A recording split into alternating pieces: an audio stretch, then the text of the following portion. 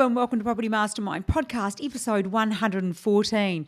Today, talking cutting corners on your property development. Is it worth the risk? We're going to jump into this episode, and as usual, I like to use the word unpack. We will unpack where you can cut corners, what the consequences might be, and you can decide whether it's worth it for you. So anyway, let's jump on into episode 114.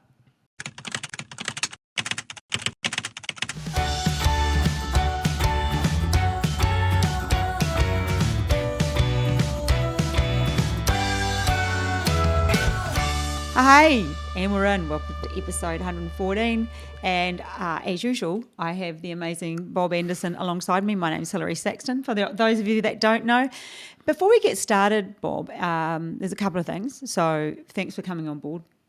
Welcome. Every week. We've got a bit of a thing going on with our video today. It's very white. We can actually see what we look like. It's terrible. I feel ghosty.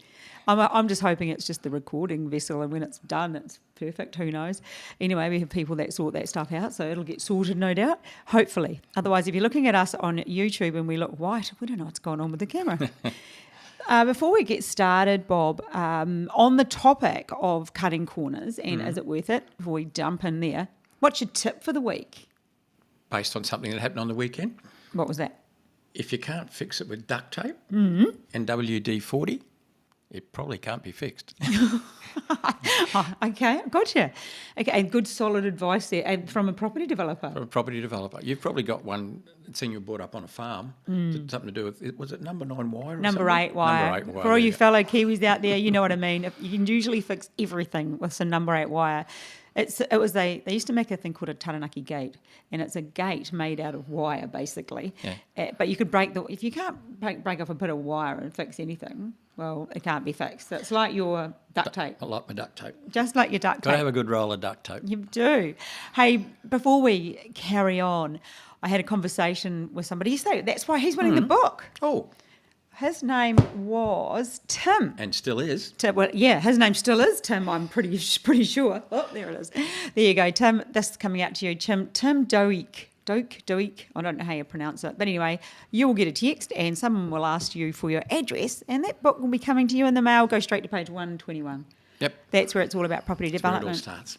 But what it highlighted to me, because when he was talking to me, I thought, I don't know if you have any idea the company you're speaking with, because he sort of was asking some questions about, do we do property development? And I'm like, oh, hang on. Yeah, we do. A little from time to time. Yeah, and have you done some developments? And I was like, yeah. Do you know who Bob Anderson is? And he didn't. So he's been just, there you go. So I won't run for politics. No, do not. But I thought probably a great time for you to just list off a few of your achievements. So having done over 1.3 billion in developments yourself, can you just revel off quickly some of the states and some of the types of projects you've done that you have under your belt? Because when I say Bob, you can pretty much spin around, fill his mouth with marbles and put him in water. He can talk property development any day. Yeah, of the week. I've done plenty out myself, but also in the corporate world. Yes. Where I've held some pretty solid positions. So, yeah, as far as states go, every state except Northern Territory. And as much as I love people in Northern Territory, I've got no intention of going to the Northern Territory to develop between now and the end. But, yeah, everything. Well, commercial, shopping centres, industrial, retail, specialised stuff. My favourite, of course, retirement villages. Yep. Love them. All the way down to any form of res, apartments, high and low, and in between. Townhouses, splitters to 800-lot subdivisions, so everything in between. At the moment, what do we got? Well, what's that smallest thing we're working on? Probably a duplex. A couple of duplexes on the run. Yeah, a few of them. And some pretty big stuff at the very front end of the funnel.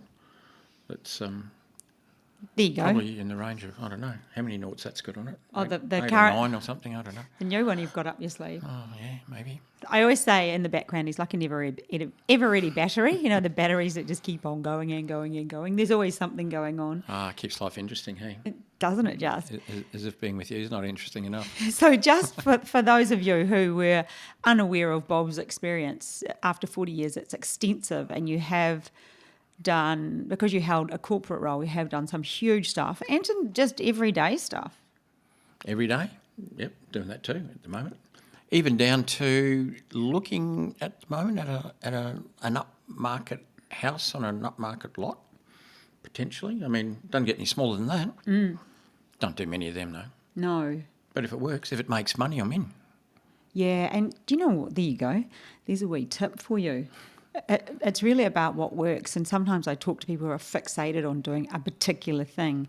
And yeah, we've come across something that looks like it might work. It has a great profit margin. It's just a knockdown rebuild, and sometimes that's worth it. Sometimes it is too. And we're revisiting some things in the commercial world that last time we looked, probably a year ago, the margins are a bit tight, the profit margins. But it appears things are loosened up, that the stock was around, that's been soaked up, there isn't much new stock. And, what didn't work a year ago looks like it's working or going to work now. Okay. So you can't just, make a blanket comment on something that doesn't work and expect it will never work. I think what I'm hearing there is it's just being flexible with your approach. And what didn't work then might work another time. Yeah, and, just being out there and, always looking, talking, listening. And yeah, just following the market, because it's very fluid. It doesn't sit still. Yeah, and it's always changing. I love what you said there is talking, because I was talking to one of our mentoring students, and I said to her today, just remember to keep talking about it. Keep talking about property development, because opportunities come when you are open to them. And how can you be open to them? How is anyone going to talk to you about it if they don't even know that you're doing property development? Oh, yeah, you can't be the quietest property developer in Australia. Oh, my gosh, that's like the world's best kept secret. You don't want to be that. No. You might be. Sorry for those of you who are following me on. Particularly if you're looking at doing a joint venture. For sure. Get noisy out there. I was just about to say sorry for those of you who are following me on social media, because it is my book launch tomorrow night. Oh, my God, you're everywhere. Every time I know. turn anything on, you're there. I know. And you know what? And that's exactly it. You can't be the best kept secret. You have to be out there if that's what you want to be doing.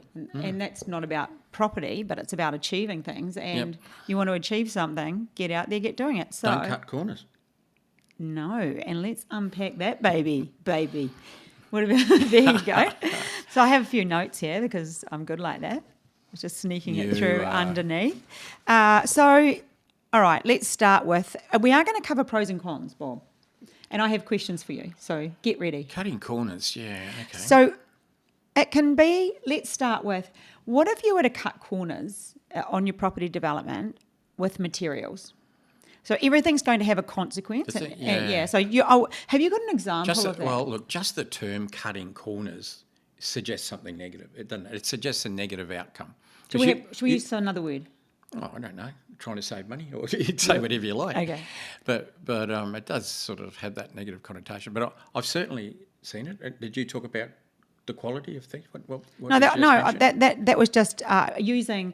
Well, that's funny because you bring that up, which that sort of flows onto that. I said using cheaper materials, then you went to the quality of things. And so there's a direct link there, or is there always a direct link, or sometimes a direct link? Well, there is the quality of materials, like the standards of finish. Yeah. But I've certainly seen some corners cut.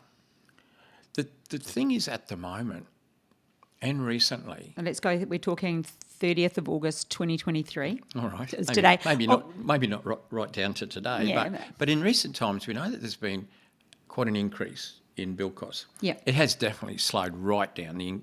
It's not roaring off with a steam, a big head of steam like it did, 12 months, 2 years ago. But that left a lot of people in a position where they'd bought a site, they did their numbers, everything stacked up. And while they're getting their approvals, build costs went up.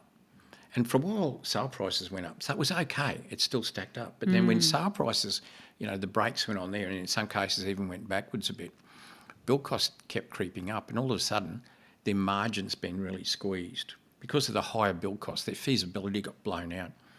And so what do? Well, you're looking for ways to build cheaper. And there's, when I said the temptation, it was even more than a temptation. It's a necessity. Well, yeah, because if your project doesn't show the required margin, you're not going to get finance.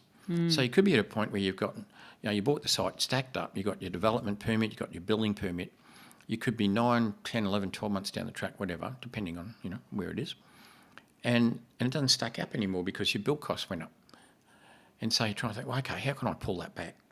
And so you talk to a few builders and you say, look, I've got to get my build price back down. I've got to knock $120,000 off it. And if I don't do that, I don't get the correct margin. If I don't get the margin, I can't get the money. If I can't get the money, I can't sign a contract and you can't build it. And so what's the first thing the builder looks at? Yeah, how he can cut. I said he. I'm just guessing it's genuinely. Well, mostly it's a he. I have known a few lady builders, but not many. But so the first thing they go to is the quality of the finishes, and they think, yep, 120. That's a lot to find. Get a Kmart oven. Do Kmart do ovens? I don't know. In the kiddies' toy section, I've seen some. We'll switch the Bosch or the Melee for a Kmart oven. Yeah, when I said 120,000, it could be 50,000. But you're trying to find ways to save money. Pinching pennies. Yeah. So, look, sometimes alternative products can work, but what you've got to watch, you don't want to knock $1 off your build cost and knock $2 off your sale price because you've just gone backwards even further. And there's things you will do to the quality of finishes that will affect your sale price. Yeah. And not only will it affect it, but you could drop it to a point where that market doesn't want to buy it because it's just the spec is too low. It's just a Kmart oven. Yeah. So that's what you've got to be really careful of. And you've got to watch when a builder says, I'll find you 50, 60 grand. It's very easy for them. They just downgrade the standard of everything. So watching that as number one. Yeah, you save 60 and lose 100 at the other end. So Bob, then on that, have you ever had to do that personally? I've had to, I've certainly, even at the moment, I've had to look for ways of pulling build costs back, and some of it can be a substitution of materials. Yeah. It can be like we're looking at something at the moment. It was up market, had quite a lot of stone, and the stone went around the side, and we worked out, the stone doesn't need to go up 2 stories. The stone could go up 1 story. We can get another good material in there. A little bit of the space, there are alternate materials that look exactly the same from the outside that don't cost as much, different manufacturers. So we've looked at doing that. We've even looked at things like, does it really need solar? Is that a big thing with the buyer? And the answer is that in the market that we're looking at, it's nice to have, but it's not a big thing. They don't not buy it because it doesn't have it, and it doesn't really affect the price. Even the people listening, it's like 20 grand. If we were to say, and I wonder what the difference is in the amount of people that listen to this. Does it impact you if your house has solar? Do you have to have a house with solar, or do you not care? And that's pretty much it. Well, if it's got it and you're buying it, you say, oh, great. It's got solar. But does it have an effect? Most valuers don't even add anything onto the valuation. Yeah. I think that you've touched on that, and that's something I constantly push, is that finance is always down to a valuer, and it's not around to it still makes a bit of money, so people have to remember that one. Okay, Bob, so that's the materials one. What about using people with less experience to get these builders? Maybe builders, maybe not just that, maybe other people you pay for, other services that you're paying for, getting people that don't charge as much. In fact, you made a good comment before this podcast. A builder will say 1, 2 and 3, but that's probably more about the materials than it is about the labour, or it could mean he's hiring cheaper labour. So say what you said at the beginning before we hit play. There's an old saying amongst builders. They say, I can build good quality, I can build it fast, or I can build it cheap. Which 2 do you want? What they're saying is you can't have all 3. Yeah. I can build it cheap and I can build it fast. Or I can build good quality and I can build it slow. Yep. But you can't have everything. No. And it's a rare builder where you get all 3, but it's not impossible. I have used builders who do supply all 3. Well, we're going to get 100 emails tomorrow. Right? Who are they? What's that builder that Bob had? Well, he's gone broke. Okay, so just there, if we talk about you could use the word tradies, but anyone else you use Well, for, look, as in there's all standard engineers of and tradies even, with builders. Like, for instance, there's a builder I know quite well. In fact, I know him because he did our course. Because he wanted to go from being a builder to being a developer, and there's a huge difference. I've seen plenty of builders go out the back door because they think they're developers and they just miss it all. They're good at building and they're reasonably good at design. Usually they don't know the rest, which is really important, but not even a shot at builders. But this builder had two arms to his building company. Mm-hmm. One of his arms, he did upmarket renovations, like expensive house renovations. The other arm, he did middle market townhouses. So he wasn't a developer at this point, he was a builder. In fact, I used him on a job. And so what he was saying to me is he used different tradespeople on his upmarket renovations than he did on his middle market townhouses, and who charged different rates. So he said, I've got an absolute gun tiler, a German guy, who does incredible, he can do anything with tiles. Doesn't matter how complex the design, he can do it. But he charges accordingly. He said, I wouldn't use that guy on my middle market townhouse. He'd do a great job, but he'd be way too expensive. I can get a cheaper tiler that, can do the same job because it's simple and probably faster for less money. Yep. And it was the same with his cabinet makers, his carpenters, just about all his trades. He had one set of trades for his upmarket renos, and some of his renos are like $1.5 million for a reno, like serious stuff. And for his townhouses, a different set. Not that they were inferior, they were fine for doing townhouses, but they just wanted of that high enough quality to do those really upmarket renos that he was doing. And once you start working in that in a niche, whether that be tiling, whether that's your plumber, any tradie, or even if we go to engineers or arborists or anywhere where we're using somebody who is a bit cheaper, then it's usually something like the experience that they don't quite have the same amount of experience. And the funny thing is, it's not always the more expensive is better either. With consultants, it's a bit strange. It's less so with builders. Doesn't mean the dearest builder is always the best, but the cheapest builder might definitely not be the best, but can be. So I've noticed it even with architects, and I've often told a little story that I was doing an apartment project once. It was 23 apartments, and I had time on my side. So for the architectural, and I don't normally do this, I went to 6 different architects. Now I knew all of them. For a quote on doing this 23 apartment building, and the difference in price was almost 300%, almost 3 times from the cheapest one to the most expensive one. And I went with the second cheapest of the 6 because I knew all of them, but this other guy had used quite a bit, and he did a great job. Yeah, it's not that they probably all would have done a great job because I know all of them, but it just goes to show you the difference in price. But I wouldn't have gotten any better quality from the top guy than I did from the second top guy. do you know what, that just springs to mind because like this podcast, we're talking about the cost-saving measures. It sounds to me so far we've gone with materials. Perhaps you've got to be pretty careful that you don't do too many or choose materials that will make an impact. But when it comes to, now we've gone to people we hire, be that trades, be that engineers, architects, whatever that is, that doesn't always relate to the cheapest. It's back to value, the old saying. Yeah, price is what you pay and value is what you get. Yeah, yes. Yeah. So does it matter then what the particular job is, Bob? If it is you just used architects, and then the other example was tilers. Does it matter? One is more visual. Well, I don't know, they're not really. It's got to do with the type of work they do. Yeah.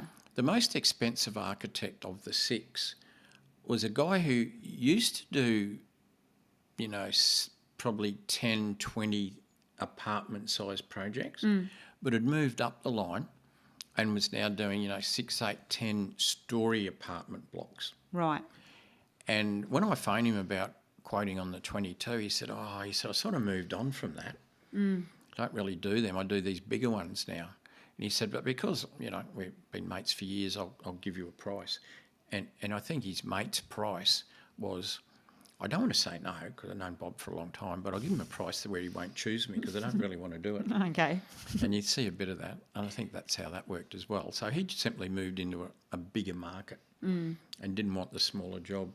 Okay, so now we'll move on to testing.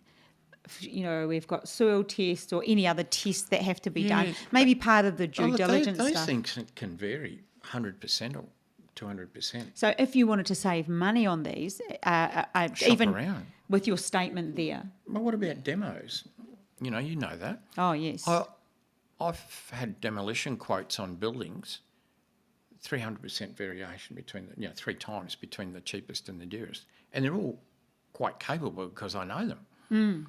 And it can be who's busy, or it can be the type of job, the size of job. I don't know what it is that affects them. And even builders. Like, this is what I mean. You have to shop around.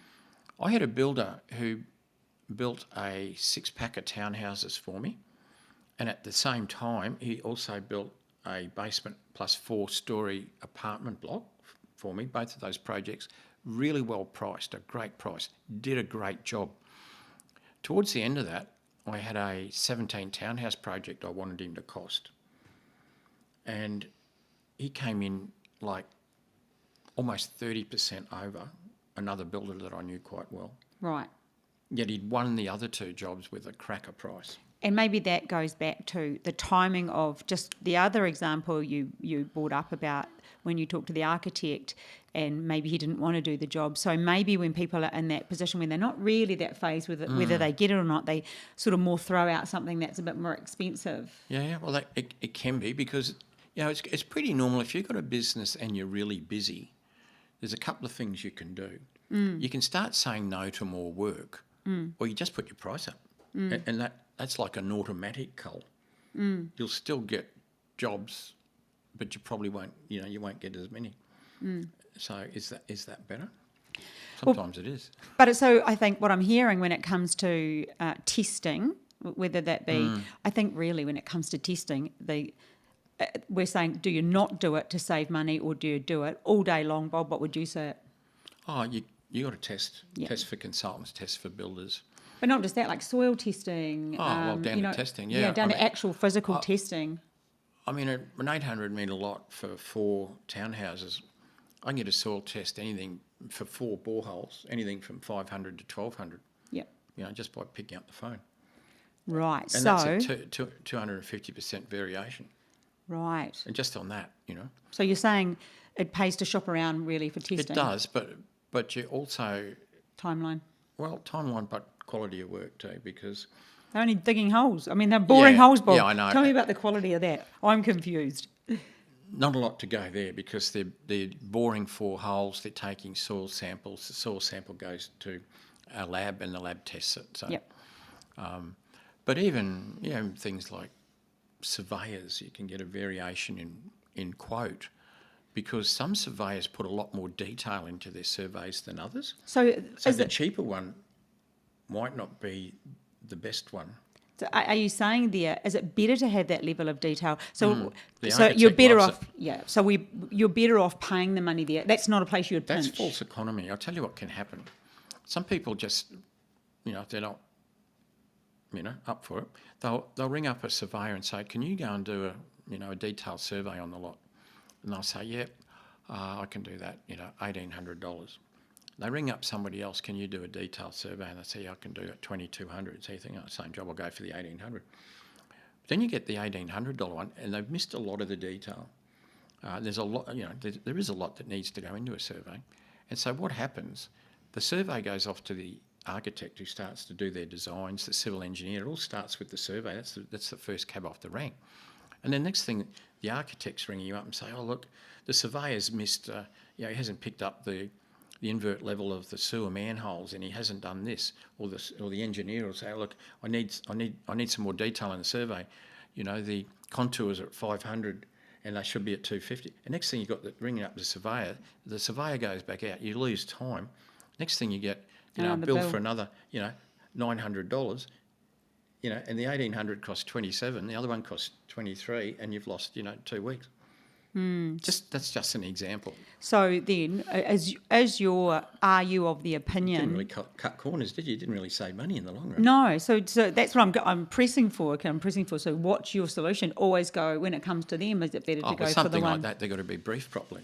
We teach all that, but if you just say, can you do a detailed survey? Well, there's no brief behind it. Right on my other list of things, it's materials. Oh, the quality of the work. I suppose, really, Bob, I think what I'm hearing is you just have to know what you're doing. And the other one we mentioned, like speed, we talked about, quality, Speed. Speed. Yeah. Fast is better for a developer. Like if a builder can build a project in 9 months as opposed to, 12 months, it helps you with your interest because, it's a shorter period of time. So it's better for you. You save money on interest. And a faster builder doesn't mean they're cutting corners. It just could mean that they're better set up to build faster. Like on jobs, I can remember going to a job where I was doing 22 townhouses, and we did them in like 11 and then 11, but not in 2 stages, just on the build. You don't go down and lay 22 slabs and 22 frames. They're done sort of staggered. And at the time, we're putting up 11 townhouses, and I went to site, and the builder said, wow. Well, I said, wow, look how fast the frames are going up. I was there like a couple of days before, and the slabs, and go there 3 days later, and the frames are up, 3-storey buildings. I said, what's going on? Why is it so fast? And he said, I've got 3 carpenter gangs in. So he gave each of the 3 carpenter gangs 3 houses, 3 townhouses to frame up 3 levels. And the thing is that nobody wants to be the slow carpenter gang because they just get bucketed. And so all these 3 gangs are basically racing each themselves. other. Crack up. Now, it's up to the builder to watch the quality of work, and it's pretty obvious on a frame. You can pretty tell if, things aren't right. So they were all doing a good job. He knew the carpenter gangs, but see, he could have given one gang 9 townhouses, and it would have taken 3 times as long, or probably 4, because there wasn't any competition. So he's given them three gangs, 3 houses each, and it's a race to get the roof on. Race to the bottom, race to the top. Race to the top. Do you remember, Bob, I think it was just after that whole lockdown lifestyle we lived a few years back. I've forgotten all about that. I know, don't even like saying that word. And it's when builders started taking on more than one job at one time. So they'd do a few days here and then they'd go and do a few days at their other It's still job. happening a bit. Yeah, and it was really slow. And that really does impact finances because your timeline. Materials were really hard to get. They were slow to get. That. Stuff wasn't coming out of China. Yeah. We weren't growing trees fast enough. All that sort of stuff. Tradies were, too busy. Are you serious? We weren't growing trees fast enough. Are you serious? Well, 80% of our timber in Australia is local. We only import 20%. Oh. Unlike some countries that import nearly all of it. But we know the reasons why build were so slow. Hard to get trades, all that sort of stuff. I mean, one of your projects, I remember, went really slow because losing trade, just couldn't get trades. It's gone so slow. It's just about couldn't get block layers for love or money. Even though the block laying prices went up 400% in about 4 months. But took a wee hit. Yeah. Took a wee hit to that. Yeah, I don't even know where I was going with this, but we were just talking about how builders can take time. You were talking about the lots of carpenters helping that construction of your 11 townhouses. So what's happening at the moment is things have picked up a lot. Materials are much more available. Labour, although sometimes short a bit, is certainly more readily available. Build times haven't come back a lot, and I think what they're doing is they're just slipping more jobs in. They still are? Yeah, they're still doing it. But okay. Like you might say a builder says, I'll build this duplex for you, 10-month contract. So you think, gee, that's a while to build a duplex. We used to build 5-storey buildings in 9 months. Now we've got 10 months for a duplex. But what will happen, don't think there'll be somebody on there every day for 10 months. There'll be a rush to get the footings and the slab down. And you think, gee, these guys are moving quick. And then, like, they're gone for 3 or 4 weeks. Then someone comes back, works on the frame. It's still a fair bit of that going on. Although one of our mentoring students at the moment is doing a 5-pack of townhouses. 3 of them are 3 stories, 2 are 2 stories. That's a solid job. 9-month build. Brilliant. And nearly everyone is doing a duplex at the moment. The builders want a 12-month build. So, And that's a build-up. Bob, and can you he's push? part of the way through that, and Yeah. he's on time, probably ahead of time. You know, you're just saying that. Is that something you can push when you talk to a builder, actually make the timeline quite tight? Well, you can push for a tight timeline because price isn't everything. I mean, there's lots of things that come in when you're getting quotes. Hopefully, you've already done a fair bit of due diligence on your builder before you even get them to quote. And let's say you're getting quotes from 3 builders. Time is important because it costs you money. The longer the build contract, the more it costs you. So time's important. So you're always pushing for a quicker time. So I'm going to go back to our original question, which is, you know, should we be, as developers, pinching pennies or trying to cut corners? Yeah, cutting corners. Not in a negative sense, I feel. Yeah. But we should always be looking at trying to get the best prices we can on anything. Pushing for speed and particularly holding people accountable for their time. Yeah. The consultants particularly. I mean, most builders, if it's a commercial build, they've got a liquidated damages clause where they have to pay you money if they go over time. So they're normally, you know... Aware. They're aware, but they also give themselves a comfortable amount of time so that they don't fall into that going over time thing. But. And the last one I want to bring up, education, because we are in the business of education, which was another question that guy asked me yesterday. There's a way of cutting corners if you don't get any education. It was just around, what do you guys do? I'm like, so we do teach education. So education, Bob, there are cheaper courses out there and there are really expensive and there are more average. What's your advice on getting a cheap course? I mean, okay, just with that. I look for value. You know what I look like. I don't take too much. Price is what you pay, value is what you get. Yep. Yeah. Like, it'd be nice to get both. It'd be nice to get something cheap that's really high quality. Doesn't happen too often. We meet lots of disappointed people, don't we?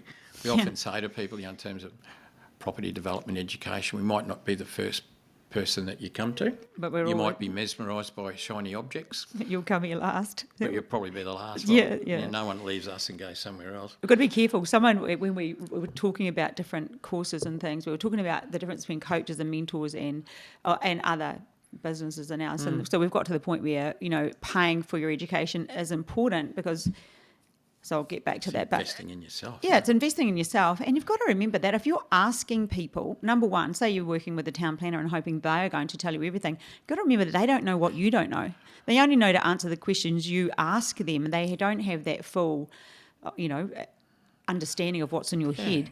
And that's just the first example that comes out. But we did a podcast on it and somebody commented under the YouTube clip, promo or something. I'm like, well, it's our podcast, man. We pay to put it out. Can't we do what we want? Yeah, go do your own sport. Yeah, sport. So haters going to hate. Knock yourself out.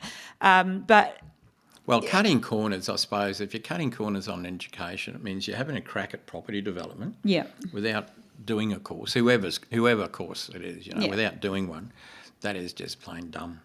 Yeah. There's too much money involved. There's too much and just risk the little things like how you set up at the beginning and, saving money on taxes, buying the wrong site. And like you said, don't think that these array of consultants are going to carry you through. That's not their job. No. They're experts in their own little field. And even within their field, the quality can vary enormously.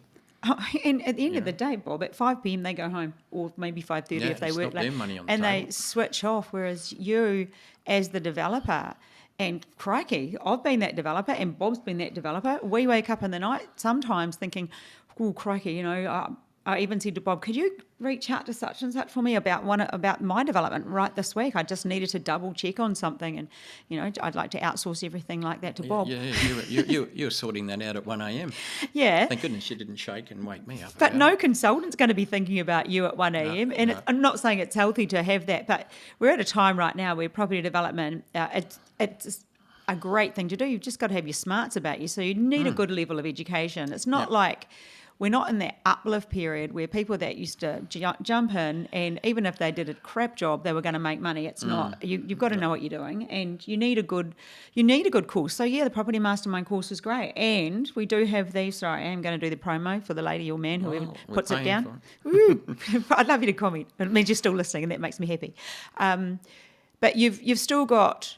We've got the accelerator, which is only $1. So you've got to think, what is First that? month for $1. And then you can pay. It's a membership, and it gets released monthly.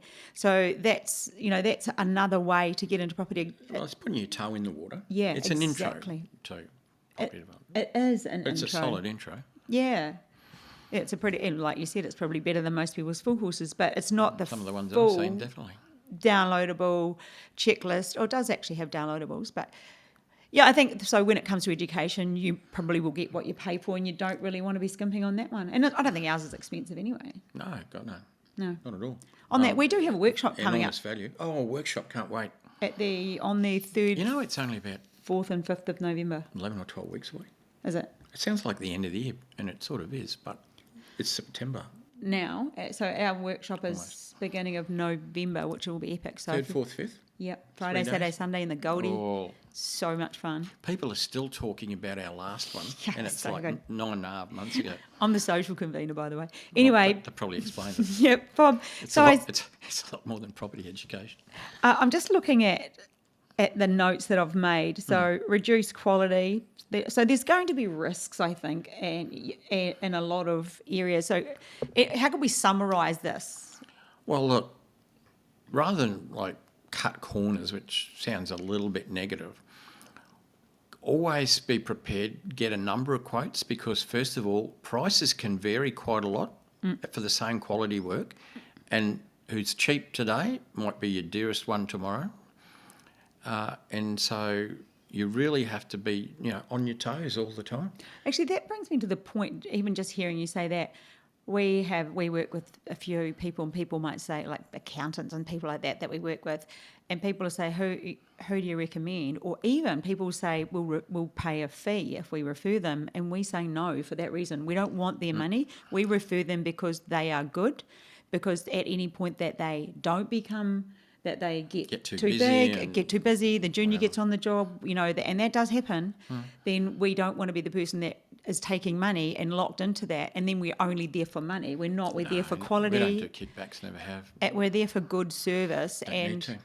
but that's something that people. Oh, yeah, some people do. They're trying to grab a dolly from everybody, but we'd rather recommend the best people in the business, know that they're going to look after our people, our community, Yep. and leave it at that. Yep. And, we make money out of other things, not the least of which is property development. Anyway, I think we've done it, Bob. Again. I think we've done. What was episode 114? 114, or something? yeah, that was 114. Lots to listen to there. Big hi to everyone who listens to us. We really appreciate you listening. Tell your friends about it. Yeah, just hit the share button. Share it to a mate, a girlfriend, somebody who you think might be interested in listening to Hilary and Bob yarn about property development. But we appreciate you, and we will look forward to chatting again with you next week. Feel free to reach out, and tell us what you think. All right, bye for now. Bye now. See ya.